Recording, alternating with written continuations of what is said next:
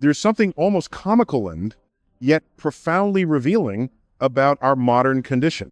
We have decoded the genome, launched satellites that orbit distant planets, and sent robotic emissaries to touch the edges of the solar system. And yet, when the sun vanishes in the middle of the day, millions of us will pause, gasp, and for a moment feel something ancient stir in our bones. This isn't a collapse of reason. It's a collision between what we know intellectually and what we feel instinctively.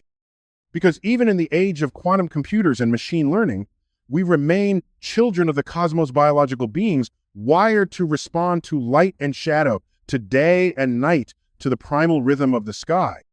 On April 8th, 2024, North America will witness a total solar eclipse. And it is my singular plea that when this moment arrives, you do not panic. Not because there's nothing extraordinary happening, but because what's happening is the most exquisite display of order, not chaos, that nature can offer.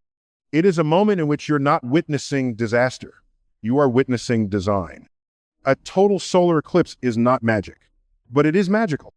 The moon, lifeless and cold, will silently pass between Earth and sun, and for those standing in the narrow path of totality, daylight will be swallowed by shadow, birds will grow quiet, temperatures will drop, the sky will darken, not like sunset, but in an eerie, otherworldly way that seems to confuse time itself.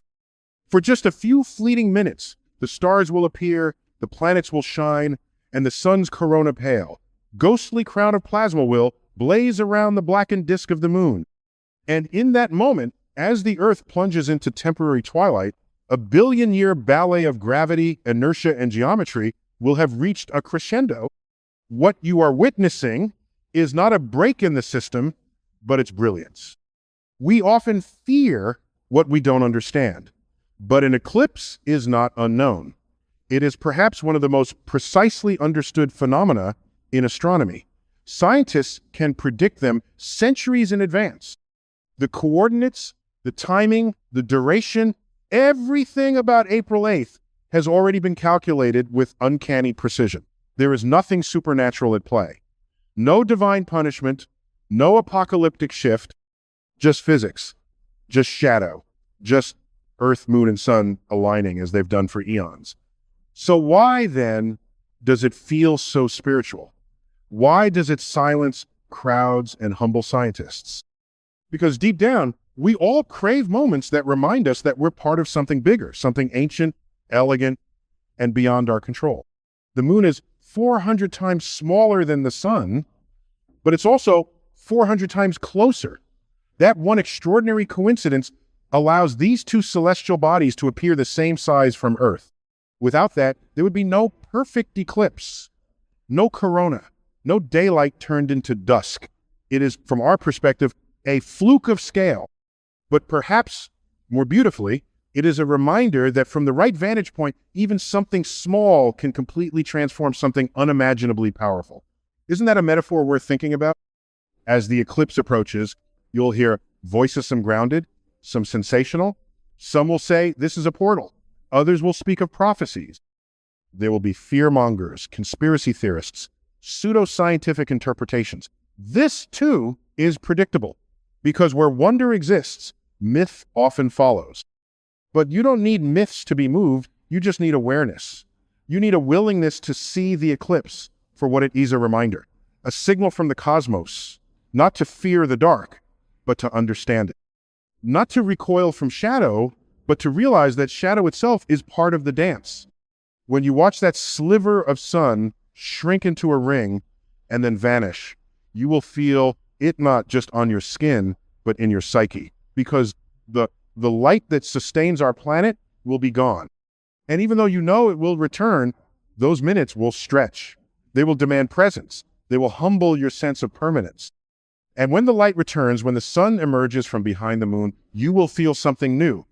Renewal, relief, reverence, and if you're open to it, clarity. The solar eclipse of April 8th is not just a celestial event. It is a mirror. And like all mirrors, it does not tell you what to think. It simply reflects who you are. What you bring to it is what it will echo back. If you bring fear, you will feel fear. If you bring curiosity, you will encounter awe. If you bring intention, perhaps you will find meaning. This is the power of perspective. The cosmos offers us events. We, as conscious beings, offer them interpretation. Meaning is not handed down by the stars. It is drawn upward from the soul. We live in a world so saturated with artificial light that we forget how sacred darkness once was. In ancient times, the night sky was not a backdrop. It was a teacher, a calendar, a cathedral. The stars were not just points of light, but stories inked across the dome of existence. People would gather around fires, not screens, and look up not to scroll, but to wonder. In that world, a solar eclipse wasn't just startling, it was sacred. The sudden blotting of the sun ignited myth, birthed fear, inspired awe. Civilizations paused. Empires shuddered. Leaders prayed. Because the sun giver of life had vanished. And when you don't understand why something disappears, your mind fills the gap with stories. Some beautiful, some terrifying. But here's what I find more astonishing. Even without the tools of modern science, some of our ancestors observed with enough discipline, patience, and reverence to predict eclipses accurately. The Babylonians did it. So did the Chinese. They didn't have satellites or telescopes or physics equations. What they had was attention, focus, the willingness to watch the sky not as entertainment, but as revelation. So now, in an age where we've decoded so much of the universe's language, what excuse do we have not to pay attention? Let's not reduce this eclipse to a photo op. Let it be more than a trending hashtag. Don't just aim your phone at the sky, aim your mind, aim your heart. Because while the mechanics are known, the meaning is up to you. And perhaps that's the deepest truth eclipses offer us, that the universe is a stage, but it's our consciousness that decides whether the play is tragedy or transcendence. So when April 8th arrives and the daylight dims, don't run, don't hide, don't feed the hysteria that may swirl in the digital wind. Stand in it, breathe it in. Let your body register the drop in temperature. Let your eyes adjust to the strange ethereal hues. Let your mind wrestle with the ancient and the modern colliding in a single moment. Because this is what it means to be human. Not to control nature, but to witness it. Not to fear change, but to adapt with grace. Not to worship the sky, but to learn from it. And speaking of learning, let's be clear. This eclipse is not a warning. It is not an omen.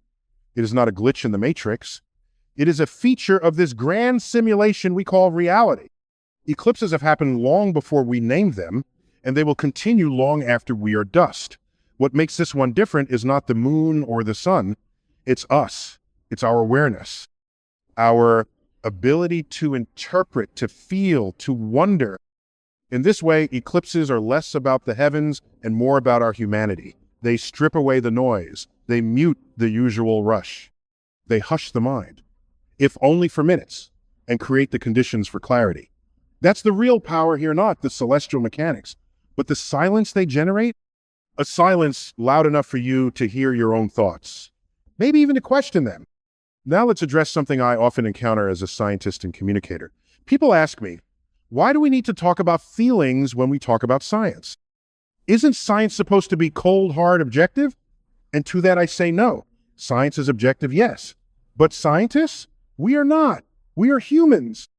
And what drives us to explore, to discover, to persist in the face of the unknown is not objectivity, it's passion, curiosity, a hunger for meaning, a desire to know where we come from and what we're part of. So yes, I will speak of feelings. Because if a total solar eclipse doesn't move you, if it doesn't pierce through the armor of daily distractions and awaken something raw and real, then perhaps you're not looking closely enough. And speaking of looking closely, let's not forget the science. The totality of this eclipse will last longer than most up to 4 minutes in some places. That's long enough to feel it, really feel it. To lose track of time, to be reminded that you're standing on a spinning rock, bathed in the light of a star, momentarily blocked by a silent stone that orbits us every 27 days. The geometry of it is exquisite. The timing, impeccable. The odds, astronomical. And yet, here it is, scheduled, precise, as if the universe wanted to remind us that in a world full of chaos, some things still follow a rhythm. This rhythm is what binds us all, whether you live in a skyscraper or a village, whether you speak English or Urdu or Navajo, whether you're young or old, skeptical or spiritual. When the light disappears, you will feel it. You will look up, and you will be united by that one simple, ancient instinct, awe, and if that's not a miracle, I don't know what is. So don't panic when this happens. Rejoice, reflect, realign. Let this be your moment to remember the beauty of order, the dignity of science, the poetry of perspective. Let it be a reset not of technology, but of spirit. And when the light returns, as it always does, ask yourself, what will I bring back into the world with it? Let us now proceed deeper into the eclipse node, just the one above us, but the one within. Because the shadow cast by the moon is not the only darkness we encounter. There are eclipses of thought, of trust, of collective truth. In recent years, we've witnessed a different kind of obscuration not of sunlight, but of clarity. Disinformation spreads faster than photons. Division eclipses unity. And somewhere along the way, we began to trust panic more than process, emotion more than evidence. So when something as predictable and majestic as a total solar eclipse approaches, it's no surprise that fear creeps in. It always does when we've grown distant from understanding. But here lies the remedy. Knowledge, observation, perspective.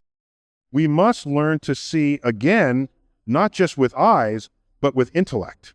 Because when you truly see this eclipse for what it is, panic evaporates. You begin to marvel, not at what's being lost, but at what's being revealed. And what is revealed is not just a cosmic alignment, it is the delicate, interwoven dance of celestial mechanics. The moon does not move randomly, it orbits in precision. It obeys gravitational law as surely as tides obey the moon. And when it crosses paths with the sun, it doesn't violate order, it displays it. The universe is not unraveling, it is performing. And we, standing beneath it, have a choice. We can witness this with superstition or with science. We can fall back into myth or rise into mindfulness, because the beauty of a total eclipse is that it is both terrifying and peaceful. It reminds us that we're small, yes, but not insignificant. We matter not because the universe needs us, but because we are the only known species that can comprehend what is happening. That comprehension is a gift. It is sacred. It is why we build telescopes, why we send spacecraft, why we peer into darkness and dare to ask what lies beyond. And while the universe owes us no explanations, it whispers them anyway in wavelengths, in patterns, in shadows like these. And if we're listening, if we're curious, we get to decode that whisper into meaning. That's the magic of science. It doesn't take away the mystery. It gives you the tools to marvel at it more deeply. So when you stand in the path of totality, understand what you're truly witnessing. Not just an eclipse, but a convergence of time, light, gravity, and consciousness. The photons that usually travel uninterrupted from the sun's surface to your skin taking just over 8 minutes to make the journey will be momentarily blocked by a moon that's just the right size and just the right distance to create one of the most symmetrical spectacles known to the human eye. And your brain, with its billions of neurons and trillions of synaptic connections, will interpret that sudden shift in light, not just as an astronomical event, but as a signal to pay attention, to awaken, to feel the sudden coolness on your skin. Feel the hush in the air, like the world itself is holding its breath. Feel the momentary confusion of your senses as the day dips into twilight.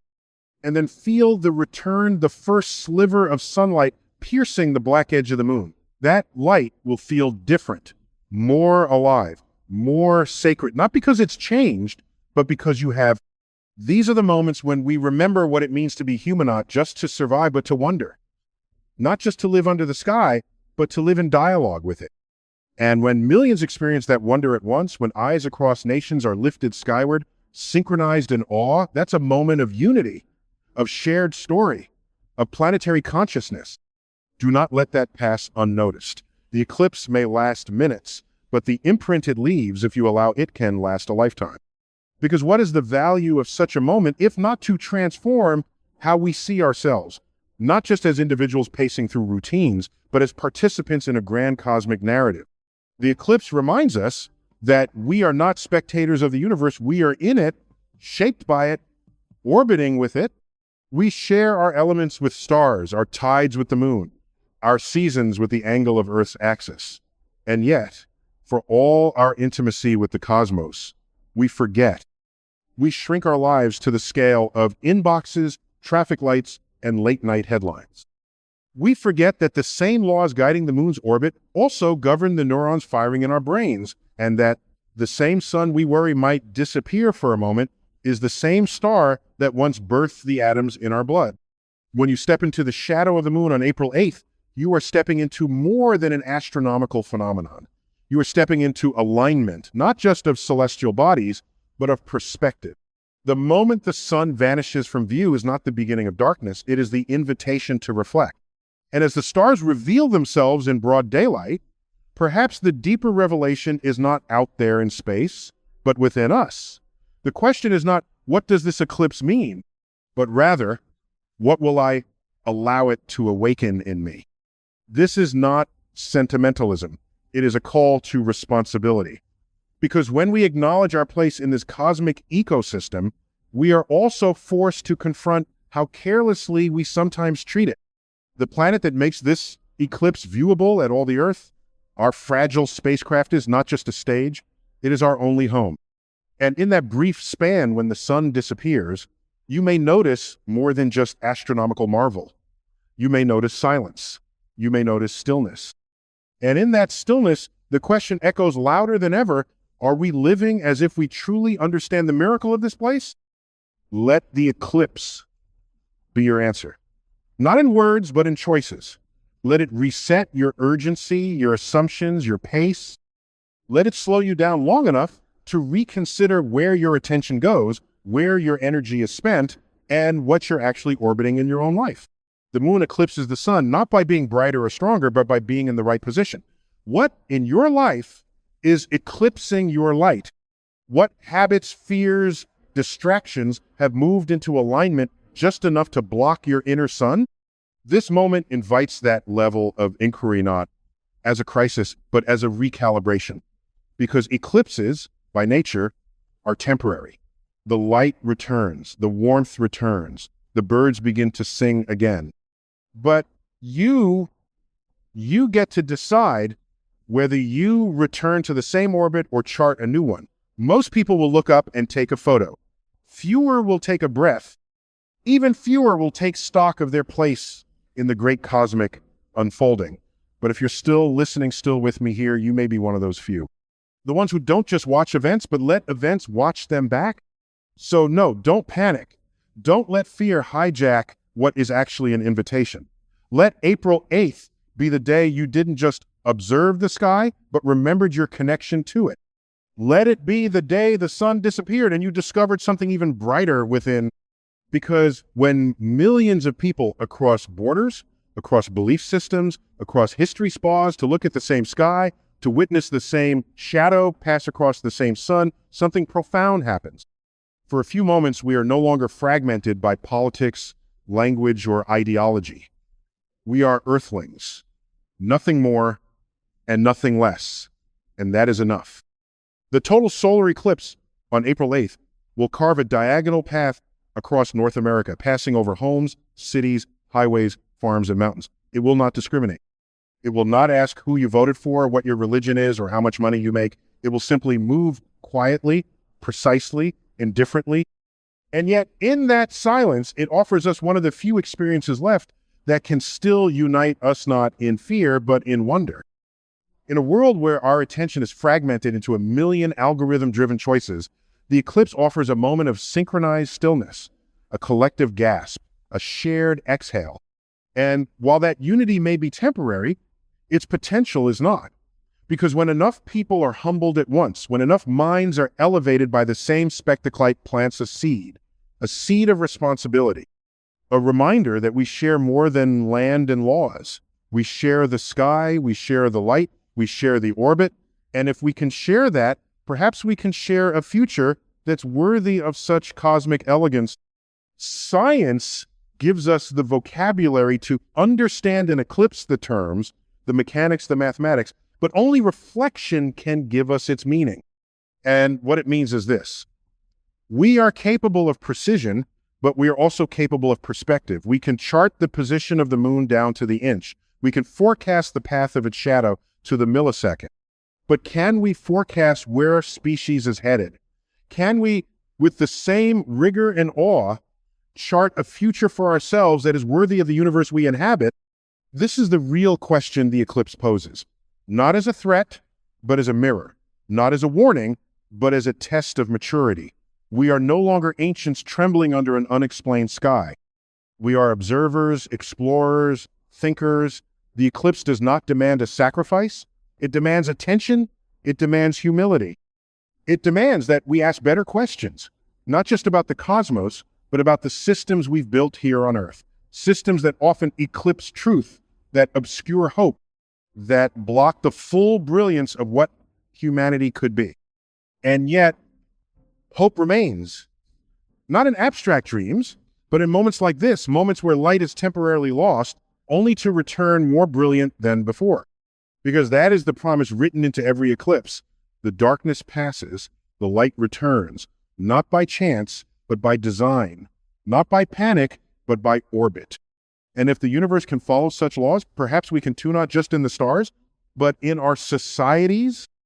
Let us use this moment then, not to spin myths or indulge in fear, but to recalibrate our place in the great equation. We are not at the center. We never were, but we are within it deeply, meaningfully, undeniably, and in that inclusion lies both privilege and responsibility.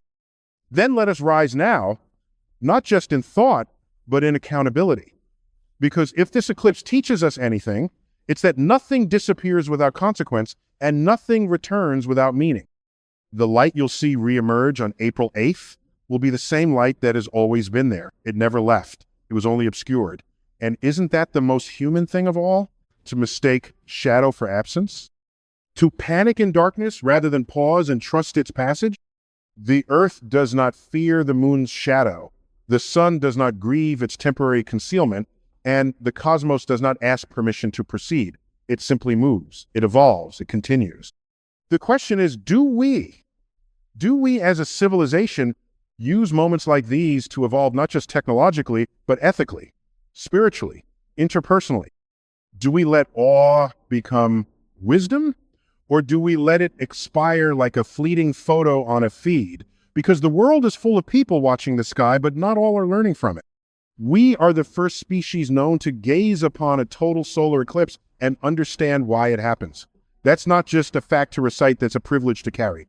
It means we are no longer imprisoned by superstition, but it also means we can no longer hide behind ignorance. To know is to be responsible. To witness is to be changed.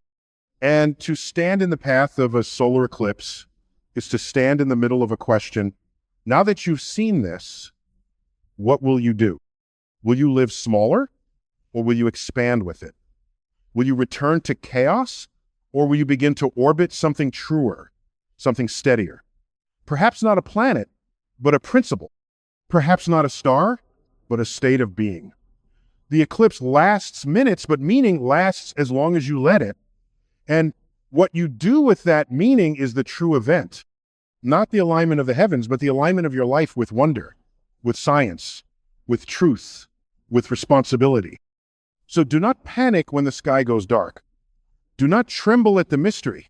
Instead, marvel at the fact that you were born into a universe that lets you witness it, that you were gifted the consciousness to ask, why does this happen? And the courage to stay and listen for the answer. That's what separates panic from presence. That's what turns a shadow into a lesson. And if you're still with me, if this journey through light and darkness has stirred something in you, then remember this: the cosmos is not finished with you. There will be other eclipses, other alignments, other moments when science and soul collide, but you won't be the same. You'll have seen what very few see. You'll have felt what very few feel. And you'll have remembered that knowledge doesn't erase, a weight deepens it. So go outside on April 8th, find your spot, watch the sky, and when the sun disappears, let it remind you of everything you've forgotten about the world and about yourself.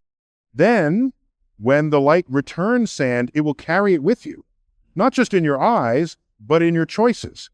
Because light, once truly seen, doesn't just illuminate the sky. It illuminates the path forward,